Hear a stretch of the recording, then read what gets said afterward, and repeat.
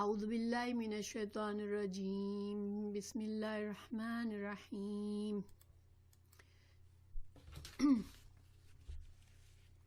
اولئک جزاؤہم مغفرۃ من ربہم، سوری میں اس کو یہاں لے آؤں،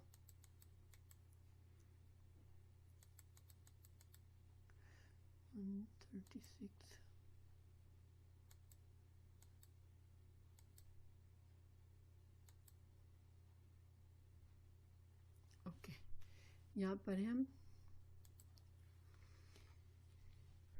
اعوذ باللہ من الشیطان الرجیم، اولئک جزاؤہم مغفرۃ من ربہم وجنات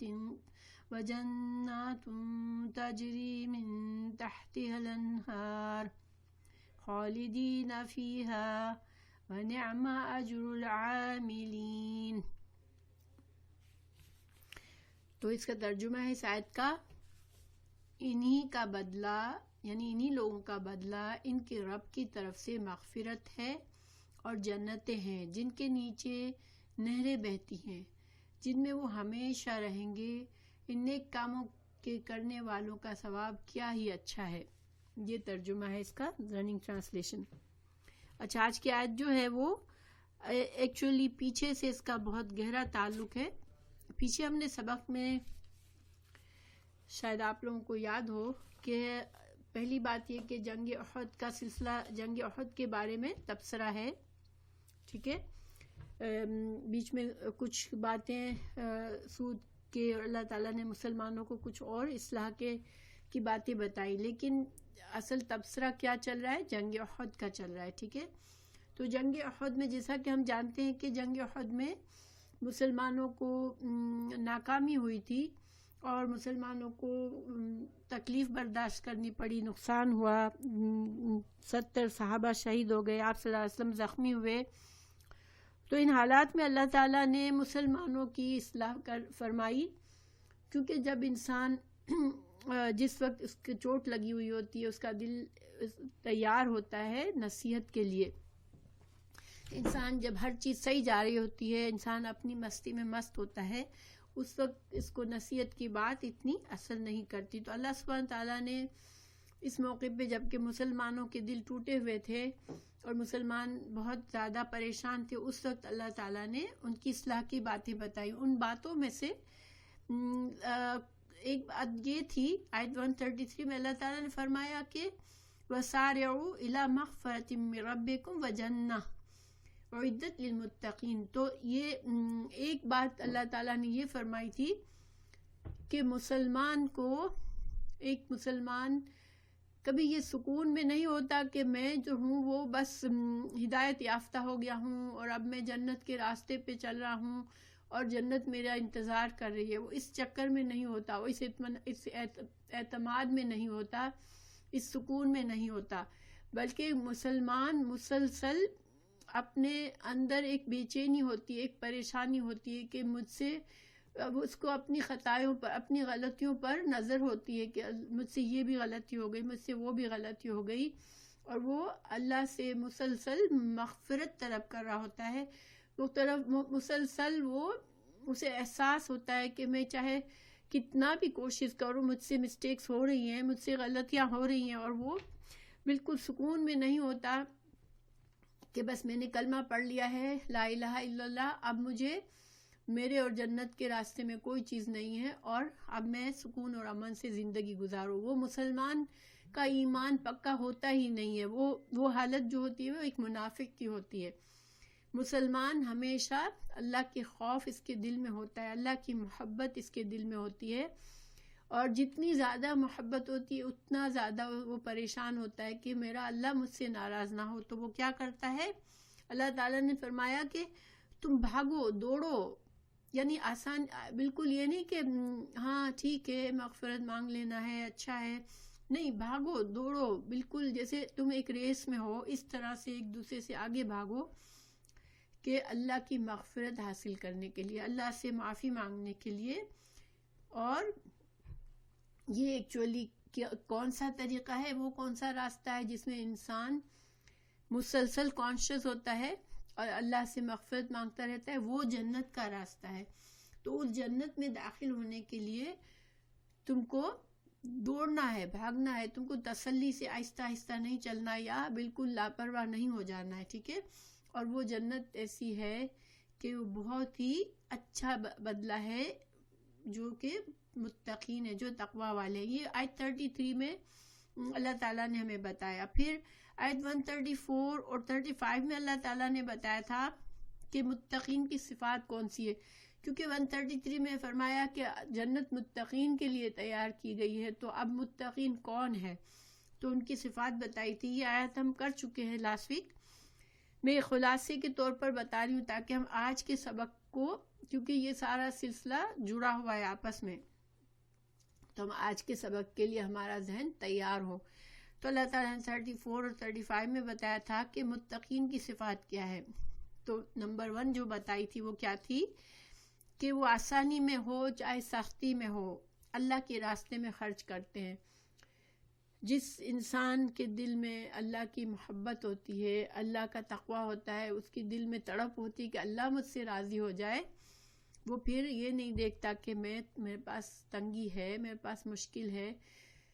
یا میرے پاس ابھی حالات میرے صحیح نہیں ہیں، ایسے نہیں سوچتا. بلکہ وہ کیا کرتا ہے، وہ مسلسل اللہ کی رضا کے لیے خرچ کرتا ہے. چاہے، اور اللہ تعالیٰ مقدار نہیں دیکھتا، اللہ تعالیٰ یہ دیکھتا ہے کہ کس بندے کی نیت کیا ہے. تو اگر ایک بندہ جو ہے وہ ایک بندہ اس کے پاس بہت تھوڑی چیزیں ہیں، تو اس میں سے بھی اگر وہ خالص نیت سے خرچ کرے گا تو اللہ تعالیٰ اس سے راضی ہو جائے گا. تو نمبر 1 بات بتائی کہ متقین وہ ہے جو تنگی میں بھی اور خوشی، اور جب اس کو آسائشیں حاصل ہیں اس وقت بھی وہ اللہ کو نہیں بھولتا بلکہ خرچ کرتا رہتا ہے اللہ کی راہ میں. پھر نمبر 2 صفت یہ بتائی تھی کہ مسلمان جو متقی ہے وہ اپنے غصے پر قابو رکھتا ہے. یعنی دیکھیں بعض لوگوں کے نیچر میں ہوتا ہے، ان کی بلڈ میں، ان کی فطرت میں ہوتا ہے کہ ان کو جلدی غصہ آتا ہے، بعضوں کو اتنی جلدی غصہ نہیں آتا. ڈزنٹ میٹر آپ کی نیچر کیا ہے، کیا آپ کو جلدی غصہ آتا ہے یا آپ کو کم غصہ آتا ہے، لیکن غصے سے، اپنے غصے کو اتنا نہ آگے بڑھاؤ کہ لوگوں کو اس کا شر سے لوگ متاثر ہوں. کیونکہ جب انسان غصیلا ہوتا ہے، اس کی نیچر میں وہ بہت غصہ ہوتا ہے، تو اس کے آس پاس والے اس کے شر کی وجہ سے تکلیف اٹھاتے ہیں. تو اپنے غصے کو کنٹرول کرنے والے ہوتے ہیں یہ متقی، کہ اپنے شر سے دوسروں کو تکلیف نہیں دیتے. پھر لوگوں سے درگزر کرنے والے ہوتے ہیں. خود سے تو غصہ نہیں کرتے، لیکن لوگ اگر کوئی ایسی بات کر دے جس سے ان کو تکلیف پہنچتی ہے تو پھر بھی درگزر کا معاملہ کرتے ہیں. بے حد کوشش کرتے ہیں کہ لوگوں کے ساتھ ٹٹ فور ٹیٹ نہیں کرتے کہ اس نے میری طرف پتھر مارا تو میں اس کی طرف اینٹ ماروں. نہیں، ان کی کوشش یہ ہوتی ہے کہ درگزر کرے. ہاں ظاہری بات ہے بعض معاملات میں انسان کو دیکھنا پڑتا ہے کہ کبھی اگر اس کو بدلہ لینا بھی پڑتا ہے تب بھی اس کے بھی قوانین اللہ نے بتائے. لیکن ایک مومن، ایک تقوی والا جو ہے وہ لوگوں سے اس لیے درگزر کرتا ہے کہ آج میں لوگوں کو معاف کروں گا تو اللہ مجھے معاف کر دے گا، کیونکہ میں بھی پرفیکٹ نہیں ہوں. اگر لوگ میرے ساتھ کچھ غلط کر جاتے ہیں تو میں بھی کوئی پرفیکٹ نہیں ہوں، اور اللہ مجھے اللہ سے امید ہے اللہ مجھے معاف کرے گا، تو میں بھی اللہ کی خاطر لوگوں کو معاف کرتا ہوں. پھر جب کوئی گناہ ہو جاتا ہے، دیکھیں مسلمان یہ نہیں ہوتا کہ وہ پرفیکٹ ہو جاتا ہے، اب کلمہ پڑھ لیا اب وہ پرفیکٹ بن گیا، اب وہ گناہ نہیں کرے گا. نہیں، انسان کی نیچر میں ہے کہ اس سے گناہ ہوتے رہتے ہیں. انسان کے بھول سے بھی ہو جاتے ہیں، جان بوجھ کر بھی ہو جاتے ہیں، اس کے نفس کی کمزوری کی وجہ سے ہو جاتے ہیں. تو گناہ ہوتے ہیں، مگر وہ کیا کرتے ہیں، فوراً گناہ ہو گیا بے چین ہو کر فوراً اللہ کی طرف پلٹتے ہیں، اللہ سے گناہ کی اخلاص کے ساتھ معافی مانگتے ہیں، اپنی نیت کرتے ہیں کہ وہ اب ایسا گناہ نہیں کریں گے. لیکن پھر دوبارہ بھی گناہ ہو جاتا ہے تو پھر بھی فوراً گناہ اللہ کی طرف پلٹتے ہیں. تو استغفار کی کثرت کرتے ہیں، ٹھیک ہے. اور پھر وہ جانتے بوجھتے برے کاموں پر اڑ نہیں جاتے. دیکھیں عام طور پر لوگوں کا کیا حال ہوتا ہے کہ کچھ بھی ہوا، کوئی معاملہ بگڑا دوسروں کو الزام دے دو، میری کوئی غلطی نہیں ہے، اس نے یہ کیا تو یہ ہوا، فلاں نے یہ کیا تو یہ ہوا، فلاں نے یہ کیا تو یہ کیا، اور میں اس لیے یہ کرتا ہوں کہ مجھے یہ مجبوری ہو گئی ہے، مجھے اس وجہ سے یہ کرنا پڑتا ہے، یہ وہ کر کے وہ ریزننگ کرتا ہے، اپنے غلط کام کی ریزننگ دیتا ہے، اپنے نفس کو بھی مطمئن کرتا ہے، اور وہ سمجھتا ہے کہ لوگوں کو بھی مطمئن کر دیا کہ اب لوگ بھی مجھے اچھا سمجھتے ہیں، میں تو یہ جو کچھ بھی کر رہا ہوں وہ بس اس وجہ سے کر رہا ہوں۔ لیکن یہ کیا ہے؟ یہ اصرار کرنا ہے، دل میں ان کو پتہ ہوتا ہے کہ میں غلط کر رہا ہوں، لیکن وہ اپنے گناہوں پر اصرار کرتے ہیں۔ تو مومن جو ہوتا ہے، وہ تقوی والا انسان گناہ پر اصرار نہیں کرتا، وہ اپنی غلطی کو مانتا ہے اور اپنی اصلاح کے در پہ ہو جاتا ہے، ٹھیک ہے؟ تو یہ باتیں بتائی تھی ہمیں متقین کی صفات کی، اور آپ اگر غور کریں کہ اچھا، پھر آیت نمبر 36 میں اللہ تعالیٰ نے کیا فرمایا تھا کہ جن لوگوں کے اندر یہ صفات ہیں، وہ جو ہے وہ ان کا ذکر، ان کی جزا کیا ہے، ان کو کیا ملنا ہے، ایسے لوگوں کا بدلہ ان کے رب کی طرف سے مغفرت ہے اور جنتیں ہیں۔ اب یہ آج کا سبق ہے ہمارا، یعنی کہ اللہ تعالیٰ نے متقین کی صفات ہمیں بتائی، ٹھیک ہے؟ اللہ تعالیٰ نے ہمیں مغفرت کی طرف دوڑنے کا بتایا، اور پھر اب اللہ تعالیٰ بتا رہے ہیں کہ اگر متقی بن گئے تم تو متقین کی جزا کیا ہے؟ وہ جنت ہے۔ اب یہاں ہم آج کی آیت پر آ رہے ہیں۔ اعوذ باللہ من الشیطان الرجیم۔ اولئک، یہی لوگ، جزاؤہم، بدلہ ہے ان کا،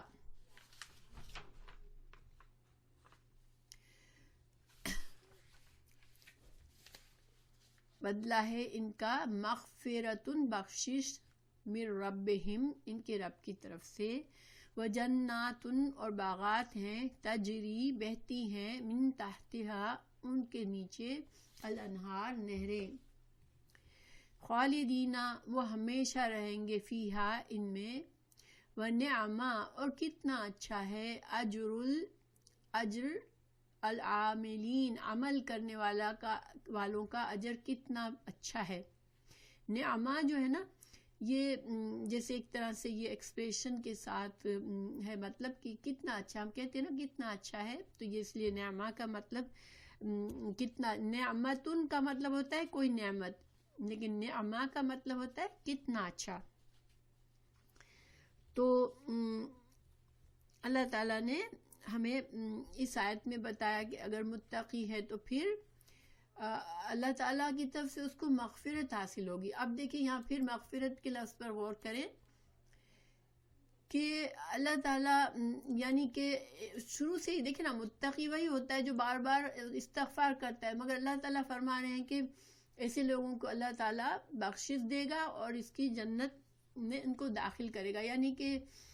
انسان کو ہر وقت اپنے سارے گناہوں کا احساس نہیں ہوتا، پھر موت بھی ہمارے لیے اچانک ہے،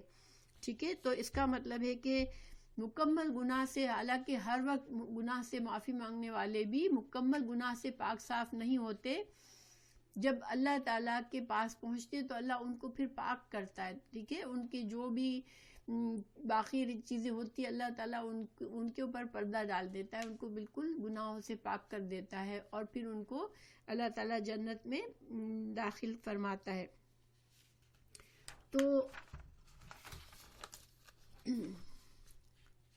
تو دیکھیں اگر ہم غور کریں، ٹھیک ہے، تھوڑا سا غور و فکر کرتے ہیں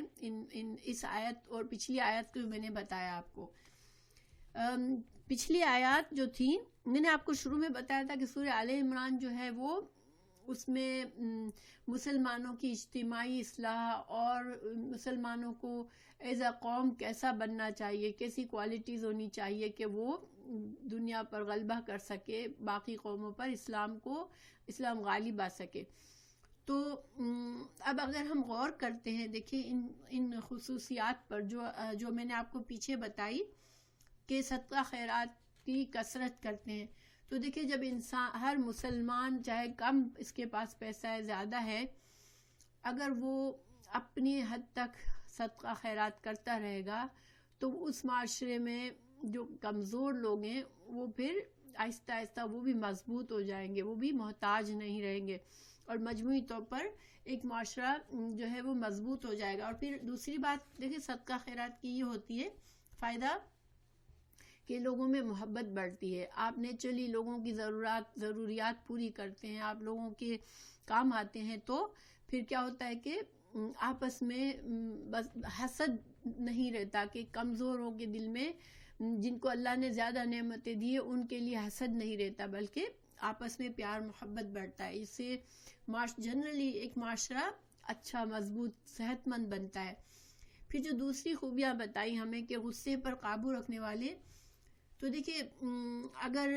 کہ امیجن کریں کہ ایک جگہ کے رہنے والے ایسے ہیں سارے لوگ کہ اللہ کے ڈر کی وجہ سے اپنے غصے سے دوسروں کو نقصان نہیں پہنچاتے، بلکہ غصے کو کنٹرول کرتے ہیں، تو مسلمانوں کے گھروں میں بھی خوشگوار فضا ہوگی، اور مسلمانوں کے معاشرے میں بھی ایک جنرلی بہت خوبصورت اور اچھا ماحول ہوگا، کہ لوگ ایک دوسرے سے نائسلی بات کریں گے، پولائٹلی بات کریں گے، ایک دوسرے کو اپنے شر سے تکلیف میں نہیں ڈالیں گے۔ اور درگزر کا معاملہ پھر اس کے ٹاپ اور بھی زیادہ مزید خوبیاں ہیں اس میں، کہ جب کسی سے غلطی ہو گئی، کسی سے کوئی تکلیف پہنچ گئی، تو اللہ کی خاطر اس کو معاف کر دیں گے۔ تو یہ ساری کوالٹیز اگر مسلمانوں میں آ جائے گی تو مسلمان اجتماعی طور پر مسلمانوں کو بہت فائدہ ہوگا، اور جس معاشرے میں مسلمان رہتے ہوں گے وہاں پر ایک خوشگوار اور مضبوط اور پر محبت سے بھرا ہوا ماحول ہوگا، اور وہ ایسا معاشرہ ہوگا کہ اس کو باہر کی قوتیں اتنی آسانی سے اس کو تکلیف نہیں دے سکے گی، ٹھیک ہے۔ پھر اللہ تعالیٰ نے اسی آیت کے دیکھیں، اگر یہ جو آیت تھی جس میں اللہ تعالیٰ نے ہمیں فرمایا تھا کہ مجھے وہ آیت سامنے رکھنی چاہیے تاکہ آپ لوگ دیکھ سکتے، ایک منٹ۔ دیکھیں اللہ تعالیٰ نے جہاں متقین کی خصوصیات بتائی تھی، اس میں اللہ تعالیٰ نے یہ بھی کہا تھا کہ وہ گناہوں سے بچتے ہیں، گناہ ہو جاتا ہے تو استغفار کرتے ہیں، گناہ پر جانتے بوجھتے اصرار نہیں کرتے، ٹھیک ہے۔ یہ ابھی میں نے پیچھے آپ کو بتایا، وَلَمْ يَصِرُّوا عَلَى مَا فَعَلُوا، یہ پچھلی آیت تھی کہ وہ اپنے گناہ پر اصرار نہیں کرتے، ٹھیک ہے۔ تو یہ جو کوالٹی ہے کہ گناہ پر اصرار نہیں کرتے، تو یہ جو ہے انسان کے اندرونی سکون کے لیے، انسان اندر سے بھی خوش ہوتا ہے، انفرادی طور پر بھی انسان کو دل کا سکون اور خوشی حاصل ہوتی ہے، اور جس انسان کے دل پر سکون اور خوشی ہو وہ پھر ایک فائدہ مند انسان ہوتا ہے، وہ جہاں جاتا ہے وہاں اس کے ذریعے خیر بکھیرتی ہے، لوگوں کو اس سے خیر نصیب ہوتی ہے۔ تو اب یہ جو کہ آل عمران جو ہے وہ مسلمانوں کی اصلاح اس لیول پر کرنے کے احکامات ہیں جس سے پورا معاشرہ بہتر بنے۔ حالانکہ متقی کی کچھ خصوصیات ہم نے سورہ بقرہ میں بھی پڑھی، آپ لوگوں کو یاد ہوگی، بالکل شروع کی آیت 2 سے لے کر آیت 3 سے ہے کہ ذالک الکتاب لا ریب فیہ ھدی للمتقین الذین یؤمنون بالغیب ویقیمون الصلاۃ ومما رزقناہم ینفقون۔ یہ ساری متقین کی صفات تھی، تو اس کو میں اردو میں بتاتی ہوں کہ وہ غیب پر ایمان رکھتے ہیں، نماز قائم کرتے ہیں، اللہ کے دیے ہوئے رزق میں سے خرچ کرتے ہیں، جو کچھ رسول اللہ صلی اللہ علیہ وسلم پر نازل ہوا اس پر ایمان لاتے ہیں، آپ صلی اللہ علیہ وسلم سے پہلے کی آسمانی کتابوں میں من جانب اللہ ہونے کا یقین رکھتے ہیں کہ اللہ تعالیٰ نے جو بھی پچھلے انبیاء پر اتارا وہ بھی حق تھا، اب آج اس حق کی شکل میں ہے یا نہیں، لیکن اللہ تعالیٰ نے حق اتارا تھا، اور آخرت پر بھی وہ یقین رکھتے ہیں۔ سورہ بقرہ میں جو متقی کی خصوصیات بتائی گئی تھی وہ کیا تھی؟ پرسنل لیول پر تھی، ہمارا اندر کیا ہے، ہمارا ایمان کیسا ہے، ٹھیک ہے، ہمارے ایمان کی ریکوائرمنٹ کیا ہے وہ بتائی گئی تھی، اور یہاں پر عمل کیا ہے۔ یہ خصوصیات ہیں کہ خرچ کرتے ہیں، بندوں کے ساتھ غصے پر قابو رکھتے ہیں، عفو درگزر کرتے ہیں، اور غلط گناہ ہو جائے تو معافی مانگتے ہیں۔ تو یہ سارے اعمال انسان کے اعمال سے تعلق ہے۔ تو اگر ان دونوں آیتوں کو ساتھ ساتھ رکھ کے اگر ہم اپنے آپ کو آئینہ بنا لیں کہ مجھے متقی بننا ہے تو مجھے کیا کرنا ہے، تو میرا باطن کی خصوصیات بھی میں سورہ بقرہ سے سیکھوں، اور میرے ظاہر کی خصوصیات، میرے اعمال کی خصوصیات میں سورہ آل عمران کی اس آیت سے سیکھوں. اور اس کے علاوہ سورہ المومن میں بھی مومن کی خصوصیات بتائی گئی ہیں. اور اس کے علاوہ قرآن میں ظاہر متقی کی بہت وضاحت ہے. تو اصل اس سب باتوں سے ہمیں کیا پتہ چلتا ہے کہ صرف کلمہ پڑھ لینا کافی نہیں ہے، ہمیں یہ ایک مستقل اسٹرگل ہے کہ مجھے متقی بننا ہے اور تقویٰ کا لیول بڑھانا ہے. اور جتنا تقویٰ ہمارے اندر ہوگا اتنا ہمارے لیے ہم جنت سے قریب ہوں گے انشاءاللہ. اللہ تعالیٰ ہم سب کے کمی کوتاہی کو معاف کرے اور ہمیں اللہ تعالیٰ جنت میں داخل کرے جب ہم اس دنیا سے رخصت ہوں. لیکن ابھی آگے ہمیں پتہ چلے گا کہ اللہ تعالیٰ نے ہمیں بتایا کہ جنت کے لیے تمہیں اسٹرگل کرنی ہے. یہ نہیں کہ جنت بس تم نے کہہ دیا میں ایمان لایا اور تمہیں جنت تھالی پہ رکھ کے دے دی جائے گی. نہیں، تم کو محنت کرنی ہے. تو یہ انشاءاللہ ہم آگے سمجھیں گے. لیکن خلاصہ اس آیت کا کیا ہے کہ جنت کا داخلہ کے لیے ہمیں اپنی ذات، اپنی عادتوں اور اپنے افعال اور اپنے اعمال پر کڑی نظر رکھنی ہے، ٹھیک ہے، اور انفرادی اصلاح کرنی ہے اپنی، اور اجتماعی ہمارے معاشرے کی اصلاح کرنی ہے. اور اگر ہمارے دل میں جنت میں جانے کی خواہش ہے تو ہم کو ضروری ہے کہ ہم قرآن میں جب بھی متقین کی صفات کا ذکر آئے تو ان کو ہم غور سے سنیں اور اپنے اندر دیکھیں کہ میں کہاں ہوں، میرے اندر ان خصوصیات میں سے کون سی خصوصیات میں کمی ہے، اور انسان اپنا اصلاح کرتا رہے. کیونکہ جنت کے لیے اللہ تعالیٰ نے جگہ جگہ بتایا ہے کہ تقوی والوں کے لیے جنت ہے، ٹھیک ہے. تو دیکھیں دنیا میں ہم کرتے ہیں اپنے جہاں ہمیں ہوتا ہے کہ مجھے اس طرح سے اپنی اصلاح کرنے سے یہ فائدہ ہوگا تو ہم کرتے ہیں، بس ہمارا فوکس آخرت پر نہیں ہوتا، اس لیے ہم اتنا زیادہ غور و فکر نہیں کرتے. لیکن انشاءاللہ آخرت کی زندگی ابدی ہے اور اللہ تعالیٰ ہمیں متقی بنائے، متقی لوگوں میں شامل کرے. کیونکہ اللہ تعالیٰ خود تعریف فرما رہے ہیں کہ کتنا اچھا اجر ہے، کتنا اچھا اجر ہے ان لوگوں کا. یہ وَنِعْمَ اجر العاملین، ان عمل کرنے والوں کا کتنا اچھا اجر ہے. یعنی کہ انسان کے اعمال کے بغیر انسان جنت جو ہے وہ جنت یوں ہی نہیں مل جانی ہے. ہمیں عمل کرنا ہے اور پھر ہمیں یہ یقین رکھنا ہے کہ ہمارے اعمال جو ہے وہ انف بھی نہیں ہے جنت میں جانے کے لیے. کیونکہ ہمارے اعمال سے ہم کیا کریں گے، ہم اللہ کے قریب ہوں گے اور اللہ کو راضی کریں گے. اور جب اللہ ہم سے راضی ہوگا تو اپنی رحمت سے ہمیں جنت دے گا. کیونکہ جنت جو ہے وہ اتنی بڑی نعمت ہے کہ کسی کے عمل، کوئی کہے کہ میرے عمل کا بدلے میں مجھے جنت اللہ دے دے، اگر ہم یہ کہتے ہیں میں نے بڑے نیک اعمال کیے تو میرے اعمال کے بدلے میں جنت دے، تو ہم کہیں کے نہیں رہیں گے. کیونکہ ہمارے اعمال جو ہے وہ چاہے ہم ساری زندگی بھی سجدے میں گزارے اس قابل نہیں ہے کہ ہمیں اس کے بدلے میں جنت مل جائے. تو انشاءاللہ اللہ تعالی ہمیں توفیق دے کہ دیکھیں آج مسلمانوں کو ہم دیکھتے ہیں، ہم سب اپنی ذات کو بھی دیکھتے ہیں،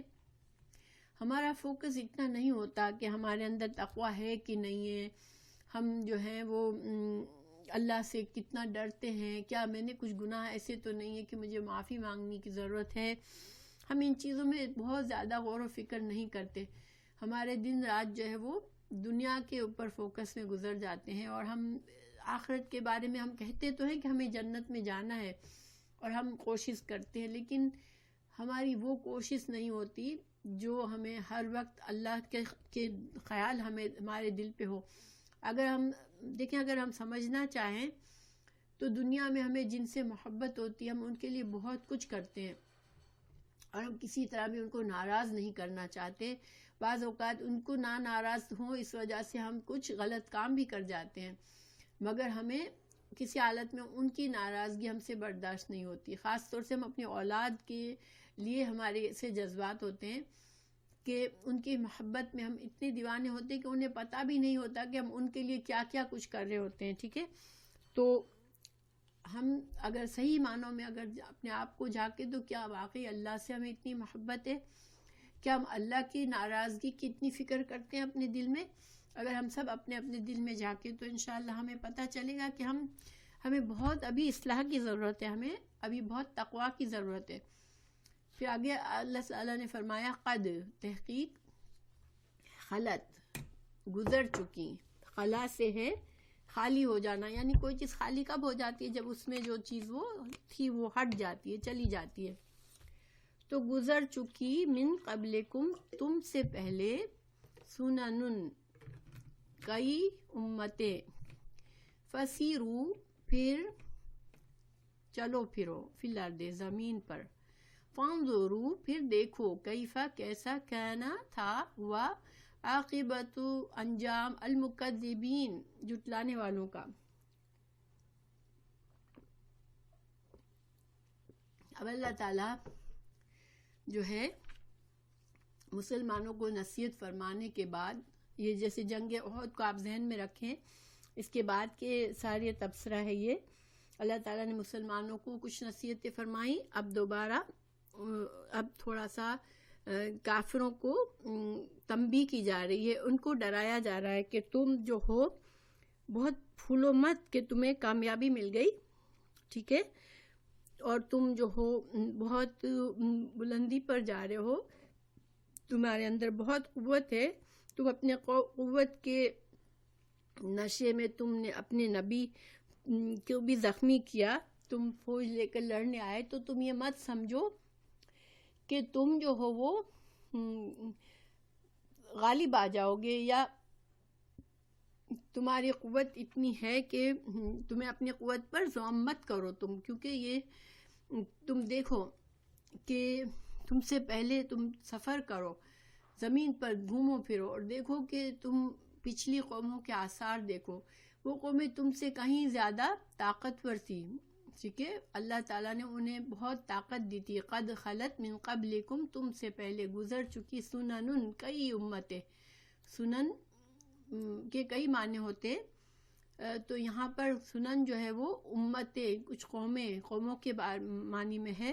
کہ تم سے پہلے کئی قومیں گزر چکی، فسیرو، پھر چلو پھرو، فی الارض، زمین پر، فانظرو، پھر دیکھو، کیفا، کس طرح ہوا، عاقبت المکذبین، انجام جھٹلانے والوں کا۔ تو قریش سے کہا جا رہا ہے کہ تم جو سفر کرتے ہو، قافلوں میں جاتے ہو، اور تم جب یہ لوگ سفر کرتے تھے تو وہ ان مقامات پر گزرتے تھے جہاں سے قوم سمود کے جہاں پہ ان پر عذاب آیا تھا، اور پھر جو قوم لوط پر عذاب آیا تھا، وہ سارے جگہوں سے وہ گزرتے تھے سفر میں، اور وہ لوگ، ان کو پتہ بھی تھا ان کی ہسٹری کا، کیونکہ ان کی ہسٹری کا علم تھا ان کو، کیونکہ یہ باتیں چلی آ رہی تھی پیچھے سے، زمانہ در زمانہ یہ ساری باتیں ان کو معلوم تھی، اور وہ زمانہ اتنا دور ان سے نہیں تھا کہ یہ ساری چیزیں ختم ہو چکی تھی۔ تو اللہ تعالیٰ نے ان کو کہا کہ تم ان قوموں کے جا کر دیکھو، چلو پھرو، ان کی حالت دیکھو، وہ تم سے زیادہ مضبوط تھی، وہ تم سے زیادہ اللہ نے انہیں قوتیں دی تھی، تو تمہارا جب اللہ تعالیٰ نے ان کے لیے انبیاء بھیجے تو انہوں نے ان انبیاء کو جھٹلایا، ان کے قتل کے در پہ ہو گئے، تو اللہ تعالیٰ نے ان کو تباہ کیا اور ان انبیاء کو بچایا تھا۔ تو تم اپنے انجام کی فکر کرو کہ تم یہ جو نبی صلی اللہ علیہ وسلم کی جان کے در پہ ہو گئے ہو، تم مسلمانوں کے دشمن ہو گئے ہو، تو تم کوئی یہ نہ سمجھو کہ تم اللہ کی پکڑ سے بچے ہوئے ہو، ٹھیک ہے، ایک طرح سے یہ دھمکی ہے۔ پھر آگے اللہ تعالیٰ نے فرمایا ہذا، یہ بیان ہے، اللہ تعالیٰ بیان کرے، اور بیان کا مقصد کیا ہوتا ہے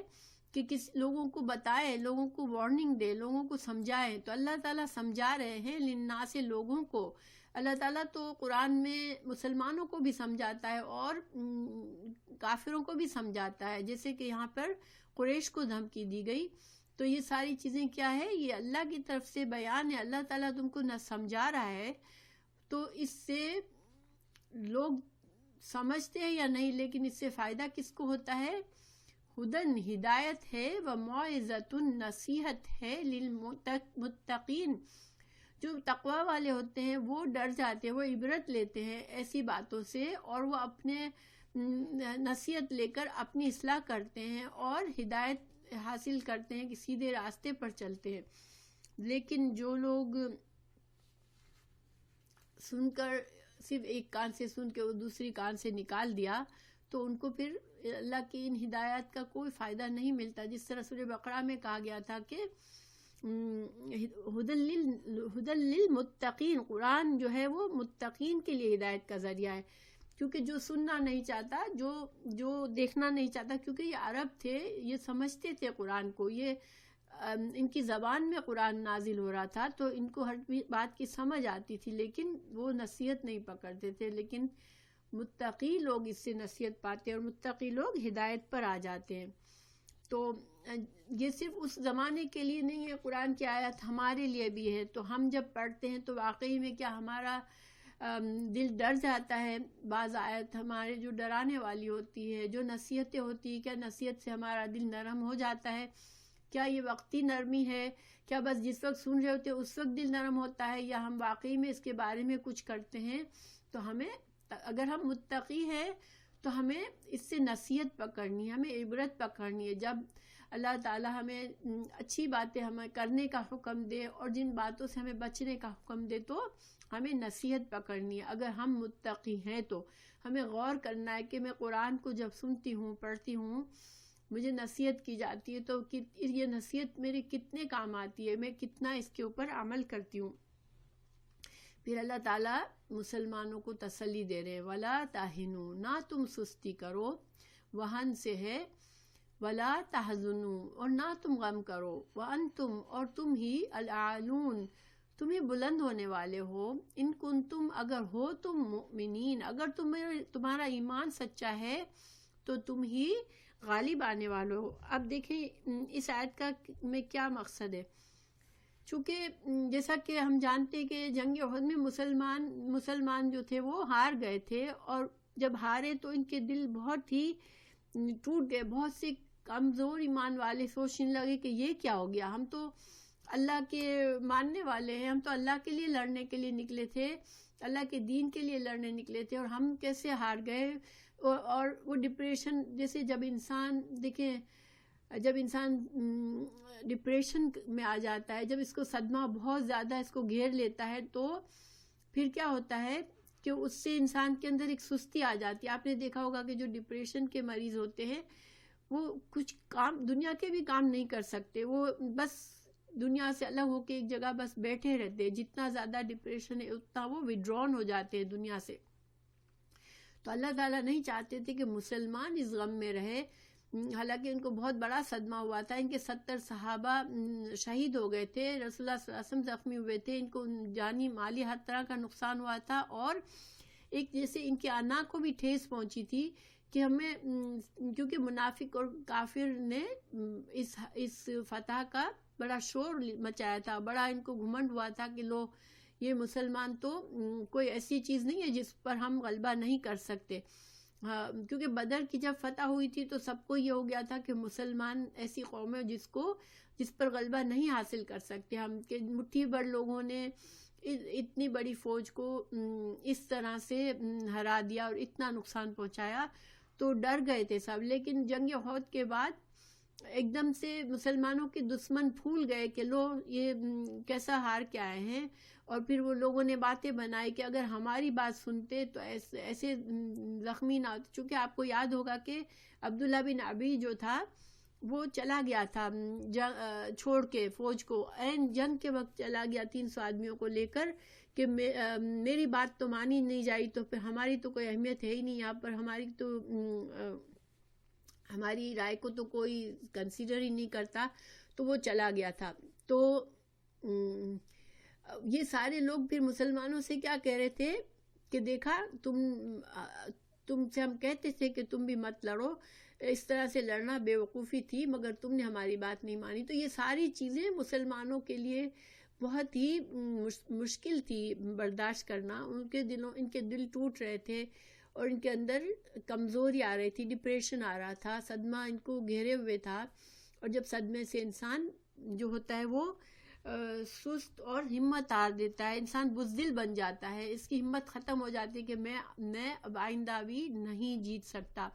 تو یہ بزدلی آ جاتی ہے، لڑنے کی ہمت ختم ہو جاتی ہے. اللہ تعالیٰ نے فرمایا کہ نہیں، تم یہ مت کرو، تم غم کو اپنے اوپر مت لا دو، تم ہی جیتو گے، تم ہی غالب آؤ گے، یہ تو وقتی معاملہ تھا، تو تم ہی غالب آنے والے ہو اگر تمہارا ایمان پکا ہے۔ بات کیا ہے کہ تم اپنے ایمان کو دیکھو، تم نے کس قدر اپنے ایمان کا ثبوت دیا، یہ دیکھو۔ تو اب آگے اللہ تعالیٰ مزید تسلی دے رہے ہیں،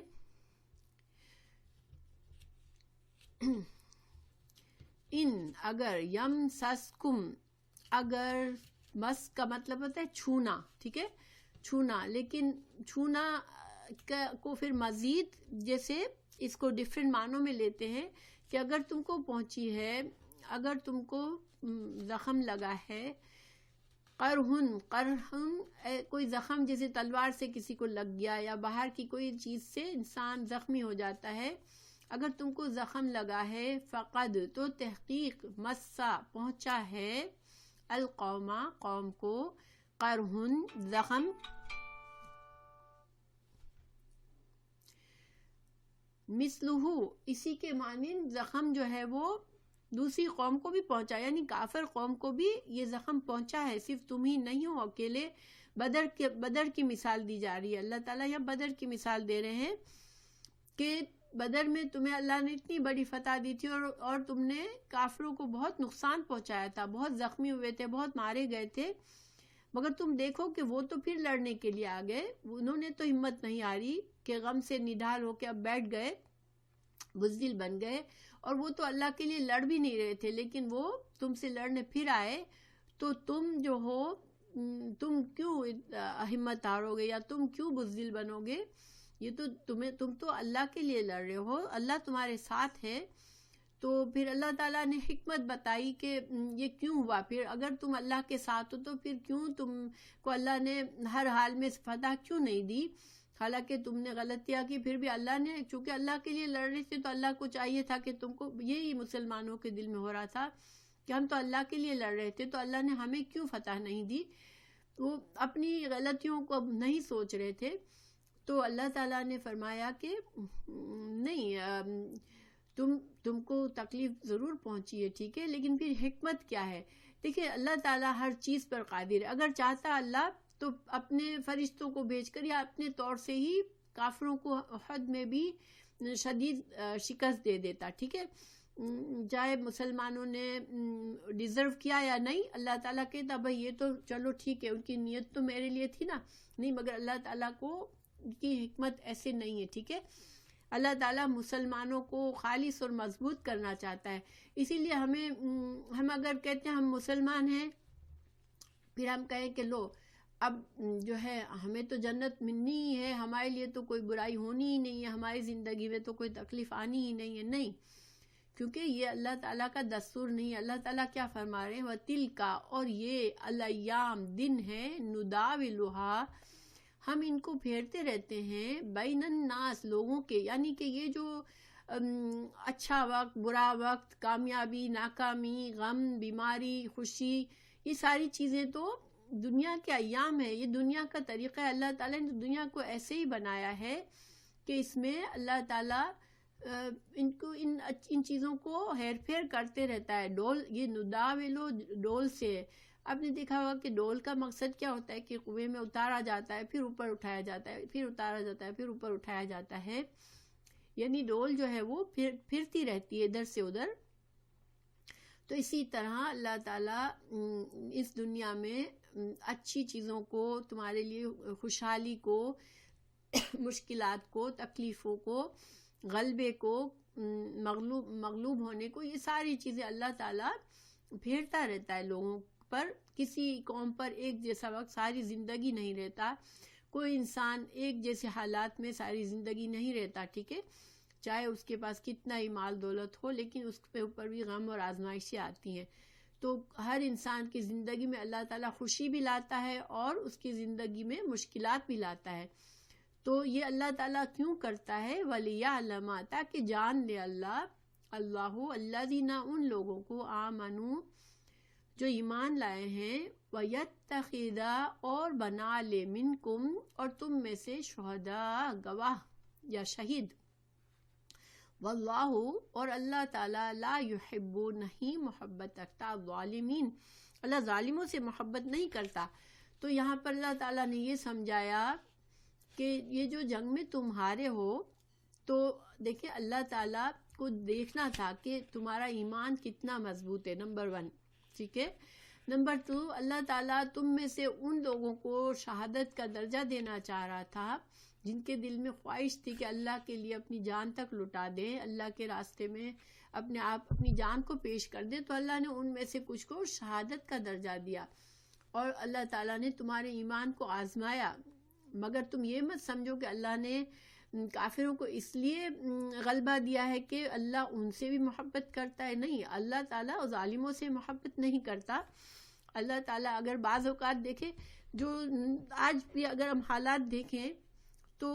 مسلمان دبے ہوئے ہیں اور دوسری قومیں جو ہے وہ اوپر چڑھی ہوئی ہیں، تو کیا ہم یہ سمجھے کہ اللہ تعالیٰ ان سے محبت کرتا ہے؟ نہیں، اللہ تعالیٰ ہمارے ایمان کو آزما رہا ہے۔ اگر ہمارے ایمان میں کمزوری ہے تو ہم آج نیچے ہیں، اگر ہمارا ایمان مضبوط ہوگا اور وہ اللہ تعالیٰ جیسا ہمیں چاہتا ہے ہم ایسے بن جائیں گے تو پھر ہم غالب آ جائیں گے، کیونکہ اللہ تعالیٰ محبت ایمان والوں ہی سے کرتا ہے، اور اللہ تعالیٰ دنیا میں غلبہ بھی ایمان والوں کا ہی چاہتا ہے۔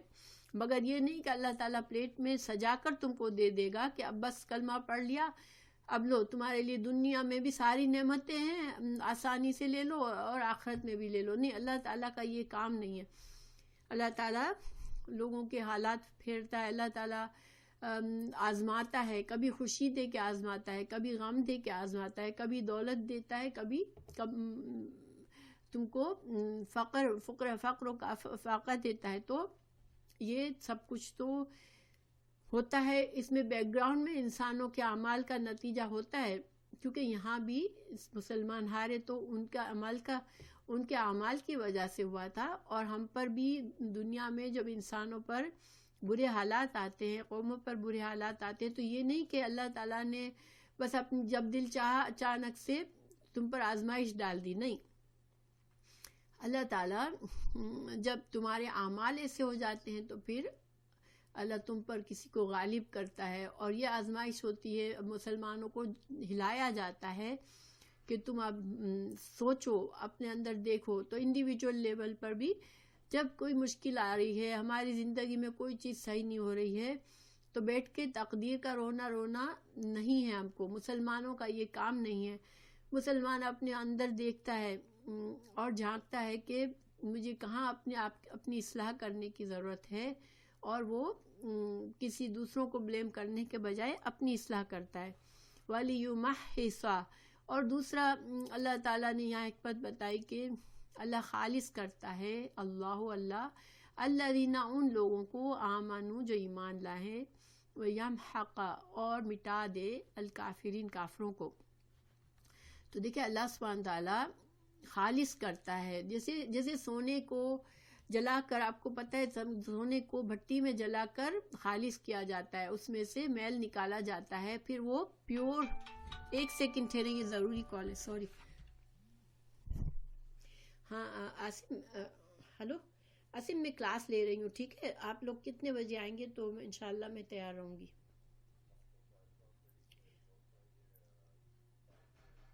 ٹھیک ہے، تو یہاں گھر پہ آؤ گے یا؟ ہاں پلیز، تو گھر پہ آ جانا، میں انشاءاللہ کلاس ختم ہوتے ہی تیار ہو جاؤں گی۔ اوکے، جزاک اللہ خیر، السلام علیکم۔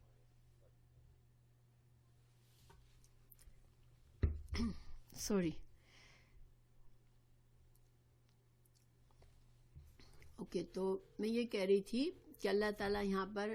حکمت بتا رہا ہے مسلمانوں کو کہ تم یہ مت سمجھو کہ اللہ تعالیٰ نے تم پر مصیبت ڈال دی۔ اللہ تعالیٰ تمہیں خالص کرنا چاہتا ہے، تمہارے اندر ابھی کمزوریاں ہیں، تمہارا ایمان ابھی اس لیول کا نہیں ہے کہ تم اب غالب آ جاؤ اور پورے جزیرہ عرب پر حکومت لے لو۔ کیونکہ دیکھیں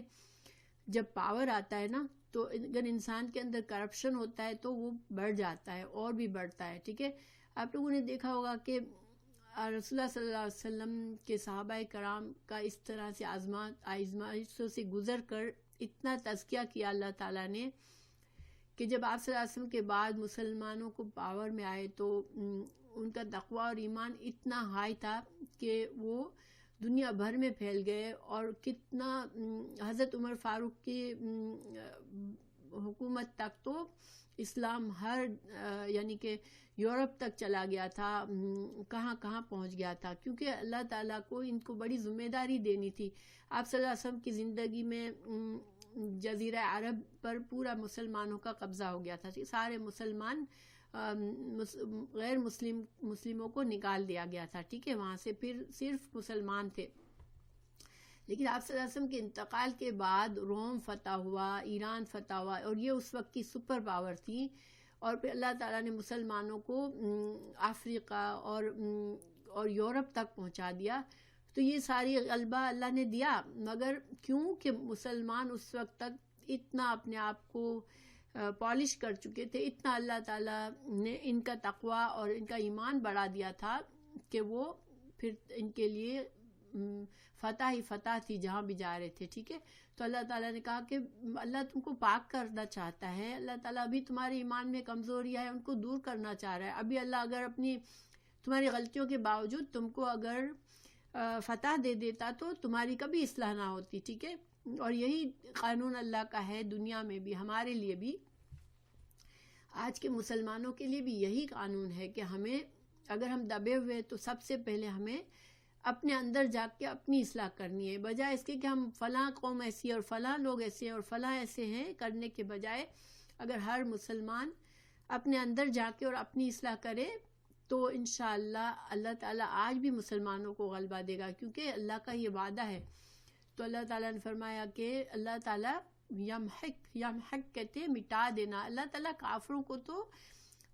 ان کی تو جڑ ختم کرنا چاہ رہا ہے۔ اللہ تعالیٰ کا مقصد یہ نہیں کہ کافروں کو فتح دے، اللہ تو ان کو بالکل مٹانا چاہتا ہے۔ اللہ تعالیٰ نے کیا، دیکھیں تھوڑے ہی سالوں میں سارے کافر وہاں سے ختم ہوئے، اور جو بڑے بڑے اسلام کے دشمن تھے وہ ذلیل و خوار ہو کے ذلت کی موت مر گئے۔ تو یہ اللہ تعالیٰ نے کیا، لیکن اس وقت ابھی مسلمان تیار نہیں تھے، مسلمانوں کو وہ تقوی نہیں تھا، وہ لیول نہیں تھا۔ ہاں اس وقت بھی تھے کچھ مسلمان جو بہت ہی اسٹرانگ ایمان کے تھے مگر کم تھے۔ پھر اللہ تعالیٰ فرما رہے ہیں ام حسبتم، کیا تم نے یہ سمجھا ہے، کیا تم نے یہ گمان کیا ہے، ان کہ تدخلوا تم داخل ہو جاؤ گے الجنہ جنت میں، ولما اور حالانکہ یعلم اللہ اللہ نے ابھی تو نہیں جانا، الذین ان لوگوں کو جاہدوا جنہوں نے جہاد کیا، ومنکم تم میں سے، ویعلم اور اللہ جان لے الصابرین کہ جنہوں نے صبر کیا۔ تو اللہ تعالیٰ نے یہ سوال کیا یہاں پر کہ اے مسلمانوں، تم نے کہا ٹھیک ہے ہم ایمان لائے ہو، تو اب تم یہ سمجھتے ہو کہ اب تم جنت میں داخل ہو جاؤ گے، کیونکہ جنت میں داخل ہونے سے پہلے تو اللہ تم کو دیکھے گا، اللہ تم کو آزمائے گا کہ تم عملی ثبوت کیا دیتے ہو اپنے ایمان کا، تو اس کے بغیر تو تم جنت میں نہیں جاؤ گے۔ اور پھر اللہ تعالیٰ جاننا چاہتا ہے کہ صبر کون کرتا ہے، یعنی کہ اللہ تعالیٰ کی تقدیر پر، اللہ کے فیصلوں پر، ایمان پر کون جمتا ہے کہ ہر حال میں اپنے ایمان کو مقدم کرتے ہو تم اور اپنے ایمان پر جمے رہتے ہو۔ یہ سب چیزیں تو ابھی اللہ کو دیکھنی ہے، تو تم تو جنت کے خواب دیکھ رہے ہو، تو تم سمجھتے ہو کہ جنت تمہیں ایسے مل جائے گی۔ وَقَدْ رَأَيْتُمُوهُ، اچھا ایک منٹ، یہاں پر تھی نا میں، سوری۔ اب یہ جو ٹاپک ہے یہ بہت غور طلب ہے۔ اللہ تعالیٰ نے قرآن میں دوسری جگہ بھی فرمایا ہے ام حسبتم ان تدخلوا الجنة ولما يأتكم مثل الذين خلوا من قبلكم، اللہ تعالیٰ نے فرمایا کیا تم نے گمان کیا ہے کہ تم جنت میں چلے جاؤ گے اور ابھی تم پر وہ حالت نہیں آئی ہے جو تم سے پہلے لوگوں پر آئی تھی،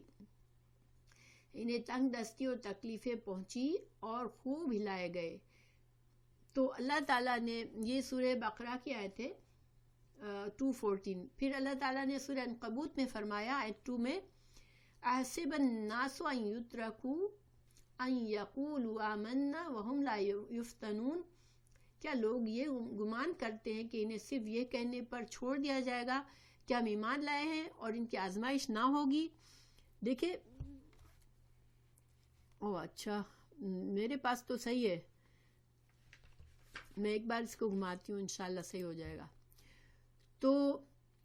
دیکھیں یہ بہت زیادہ ہمارے لیے غور طلب ہے. آج مسلمان کس حد تک اپنے ایمان کی فکر کر رہے ہیں. انڈیویجولس دیکھیں کہ کس حد تک جو ہے مسلمان اپنے ایمان کی فکر کر رہے ہیں، اپنے فیوچر کی، کہ جنت کے راستے پر میں ہوں یا نہیں ہوں، کس قدر فکر کرتے ہیں. ہم میں سے زیادہ تر میجورٹی کیا سمجھتی ہے، ہم کلمہ گو ہے تو ہمارے لیے جنت پکی ہے. اور یہی بات جو تھی، یہی خرابی اہل کتاب میں آئی. اللہ تعالیٰ نے بتا دیا ہمیں کہ یہود اور نصارہ بھی یہی سوچتے تھے کہ یا تو یہودی ہو تو جنت میں جاؤ گے، اور نصارہ یہ سمجھتے تھے کہ نصارہ ہو تو جنت میں جاؤ گے. اور آج بھی یہی بات ہے سب کے دلوں میں کہ جنت جو ہے صرف ہمارے لیے ہے. ہر کسی نے اپنے اپنے ایکسکیوزز بنا لیے کہ کیوں جنت ہمارے لیے جنت ہے. عیسائیوں نے کہہ دیا کہ چونکہ حضرت عیسیٰ نے ہمارے لیے قربانی دی اور سولی پر چڑھ گئے تو اب اس کے فالوورز کو جنت ملے گی. یہودیوں نے کہا کہ کیونکہ ہم تو اللہ کے چنے ہوئے لوگ ہیں، ہم انبیاء کے نسل سے ہیں تو ہم کو جنت ملے گی. ان لوگوں نے، اللہ تعالیٰ نے ہمیں بتا دیا کہ ان لوگوں نے اپنے عمل کو چھوڑ دیا، اپنے ایمان کو چھوڑ دیا، لیکن صرف ان خوابوں میں ہو کے کہ ہم کون ہیں، ہم کس گھر میں پیدا ہوئے، اس لحاظ سے ہمیں جنت ملے گی. آج ہم مسلمان کے گھر میں پیدا ہوئے تو ہم مسلمان ہیں، تو ہم اس خواب میں کہ ہمیں جنت ملے گی. دیکھیں دنیا میں ہم اچھے مستقبل کے لیے کتنی فکریں کرتے ہیں، کتنا خوف ہوتا ہے ہمارے دل میں. کوئی بچہ صحیح نہیں پڑھ رہا تو ہماری راتوں کی نیند اڑ جاتی ہے کہ اس کا مستقبل کیسے بنے گا. تو ہمیں جنت کا ہم کس حد تک فکر کرتے ہیں، کس حد تک ہم اپنے عمل پر، اپنے ایمان پر نظر رکھ رہے ہیں کہ ہمیں جنت کے قابل ہم ہوئے کہ نہیں. کیونکہ اللہ تعالیٰ نے واضح طور پر فرما دیا کہ تم لوگوں نے یہ سمجھ لیا ہے کہ تم کو آزمایا نہیں جائے گا. تو اس سے ہمیں کیا پتہ چلتا ہے کہ یہ دنیا آزمائش کی جگہ ہے. دنیا میں نعمتیں بھی آزمائش ہے اور دنیا میں تکلیفیں بھی آزمائش ہے. نعمتوں پر ہمیں اللہ کا شکر کرنا ہے اور آزمائشوں پر صبر کرنا ہے، اور اللہ تعالیٰ کے ہر حال میں اپنے ایمان کو مقدم کرنا ہے، اللہ کی رضا کو مقدم کرنا ہے. تو ہمارے زمانے میں تو ہمیں نہ کوئی جنگیں لڑنی پڑ رہی ہے، نہ بڑے بڑے امتحان آ رہے ہیں. یہ صحابہ کرام تو بہت زیادہ آزمائے گئے کیونکہ اللہ تعالیٰ نے ان کو ایک خاص مقصد کے لیے تیار کیا تھا. لیکن آج ہم دیکھیں ہم سے بہت کم ریکوائرمنٹ ہے ہم لوگوں پر بہت، الحمدللہ. خاص طور سے ہم یہاں اچھی زندگی گزار رہے ہیں تو اللہ تعالیٰ کا یہ بہت کرم اور احسان ہے. مگر آزمائشیں، اللہ کا وعدہ ہے کہ آزمائشیں آئیں گی. اس کا مطلب ہے کہ کوئی بھی انسان صرف یہ کلمہ پڑھنے پر محفوظ نہیں ہو جاتا کہ اس کے اوپر برا وقت نہیں آئے گا، اس کے اوپر مشکلات نہیں آئے گی. تو جب بس ہمارا رویہ یہ ہونا چاہیے کہ صبر اور شکر، ٹھیک ہے، کبھی یہ نہ بھولیں انشاءاللہ، اور نعمتوں سے نہ پھولیں اور تکلیفوں سے نا امید ہو کے ڈپریشن میں نہ چلے جائیں. کہ اللہ تعالیٰ مسلمانوں کو یہی سمجھا رہا ہے. وَلَقَدْ، اور تحقیق، کنتم، تھے تم، تمنون، تم تو تمنا کرتے تھے، موت کی، من قبل، اس سے پہلے، ان کے تلقو، ایک سیکنڈ،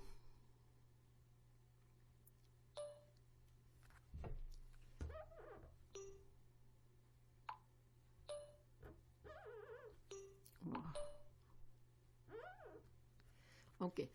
تم تو تمنا کر رہے تھے موت کی،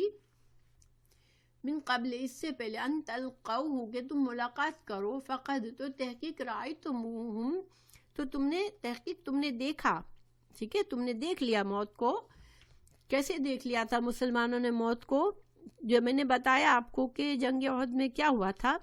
کہ مسلمان جو تھے وہ دونوں طرف سے کافروں میں گر گئے تھے. ایک تو ویسے ہی تعداد کم تھی، اوپر سے ہر طرف تلواریں ہی تلواریں نظر آ رہی تھی. تو یہ موت ان کے سامنے کھڑی تھی. تو اللہ تعالیٰ فرمانے تم لوگوں نے موت کو دیکھا، وَأَنْتُمْ تَنْظُرُونَ، اور تم دیکھ رہے. تو یعنی کہ کیا مطلب ہے اللہ تعالیٰ یہاں بتا رہے، میں نے آپ کو شروع میں بتایا تھا کہ جنگ احد کا آپ صلی اللہ علیہ وسلم نے جب مشورہ لیا تھا تو کچھ ینگ لوگ، جوان لوگوں نے یہ ضد کی تھی کہ ہمیں باہر نکل کے، مدینہ سے باہر نکل کے کافروں کا مقابلہ کرنا ہے، اور ان کو شہادت کا شوق تھا، ان کو یہ تھا کہ ہم بھی، اللہ تعالیٰ ہمیں بھی موقع دے کہ ہم اپنے ایمان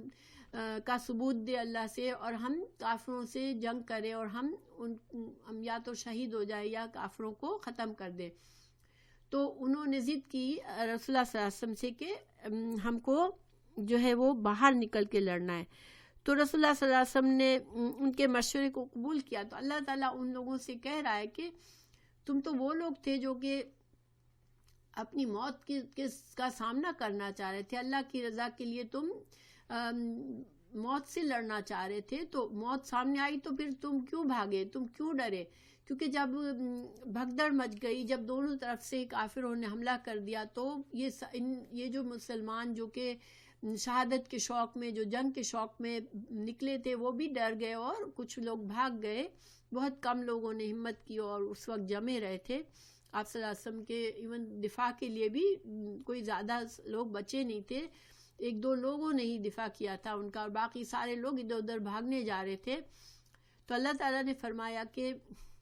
تم نے تو خود موت مانگی تھی، جب موت سامنے آئی تو پھر تم کیوں بھاگے؟ اچھا، اس آیت سے ہمیں ایک سبق ملتا ہے۔ دیکھیے، بعض اوقات ہمارا ایمان بہت ہائی ہوتا ہے اور ہم کہتے ہیں کہ ہم جو ہے وہ بہت مضبوط ہے اپنے ایمان میں، اور ہم جو ہے جیسے کسی اور کو کمزور دیکھ کے ہم کہتے ہیں میں تو ایسا کبھی نہ کروں، یا ہمارے خود دل میں ہوتا ہے۔ ہمیں اللہ کے رسول صلی اللہ علیہ وسلم نے سکھایا کہ تم کبھی یہ خواہش نہ کرو کہ تم جو ہے وہ